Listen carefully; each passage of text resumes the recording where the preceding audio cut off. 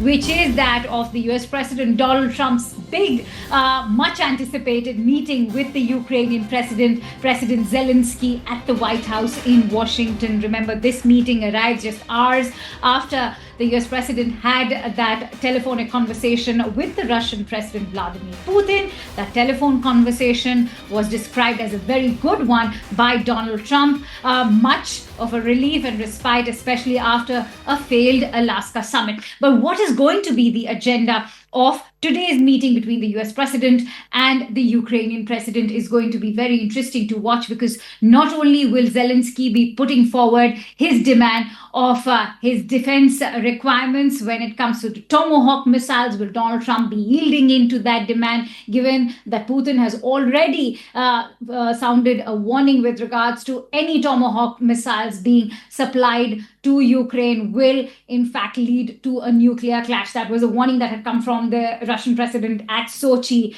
during summit, in fact, a forum over there. But more importantly, what will be the overall agenda? Because remember, Donald Trump now wants to expedite any kind of movement when it comes to the Ukraine war. We've already seen how much has happened with the kind of rapid developments that are taking place in the Middle East when it comes to the war in Gaza. But as far as the war in Ukraine is concerned, that is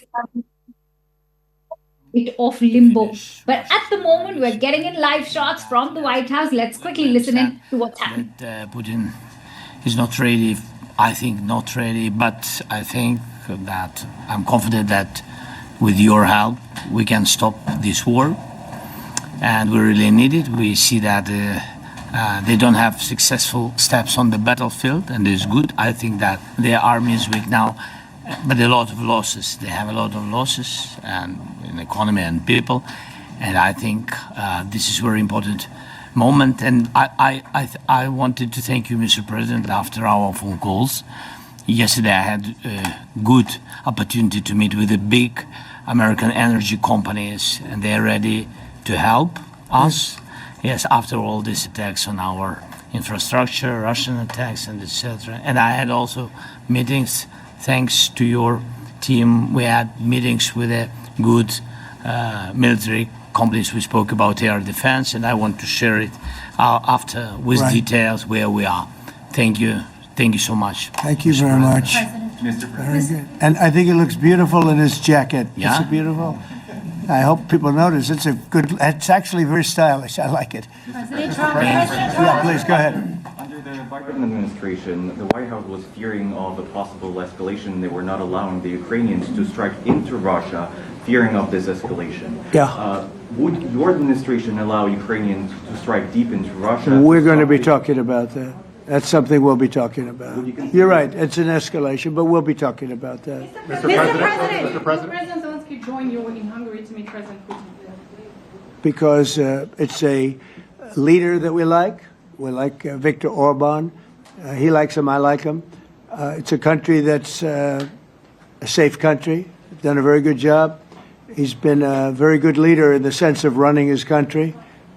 He doesn't have a lot of the problems that other countries have. And so we've decided that we'll be going to be with Viktor Orban, and he will, I think he'll be a very good host. President Trump. President Trump. President Trump. Right here. It's in President Trump. Hungary, yeah. We're doing Hungary, yeah. With Putin, is it a trilateral meeting, or is it just you and Putin? To be determined, but I would say most likely it's going to be a double meeting. It'll be a double meeting, but we will have the President, Zelensky, in touch. There's a lot of bad blood with the two presidents, and I'm not speaking out of turn when I say it. It's a very difficult situation.